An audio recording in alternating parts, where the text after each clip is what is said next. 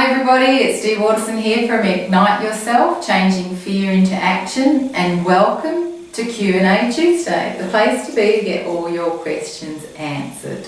And today's question was sent in to me. It goes, "Hello Dee, how are you? I appreciate being able to ask you this. My name is Zoe and I'm 15. I feel useless, ugly and unhappy. Sometimes I can't breathe. Can you help me feel better about myself?" So I want to say first, thank you Zoe. And before I get to answering your question, which I think is a brilliant question, I work with students in schools and I love working with them. There's 5 things about you that I know from the letter that you wrote. First thing is that you are brave. You're really brave sending in this question because it's become public and everybody gets to see it. So really give yourself a pat on the back for being brave.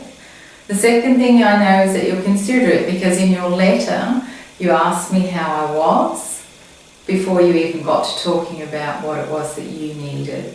So you're a considerate person. The third thing is you're a communicator. You laid your question out to me really, really well, which goes to show you've got good communication skills. Fourthly, you want to improve. So by sending me in this question, I know that you want to do something about your problem so that you want to improve. And the last thing is you're an action taker. You took action to send this question in to me. So there's 5 things that I want you to focus on when you're thinking about yourself in future. And I'm going to leave you with 3 tips to carry you forward into feeling better about yourself. The first thing is you're not your mind. So we all have that mini-me, that voice in our head that tells us a million times what's wrong with us. And I call this FM BS. So you're not your mind, that's just your thoughts. And the second tip is to meditate. Because when we meditate, all the scientific studies show you become more congruent with yourself, so you're more aware of what your sincerity is, what your genuineness is. So practice every day. I've been practicing meditation for years and I know it balances me out. And the third tip I have for you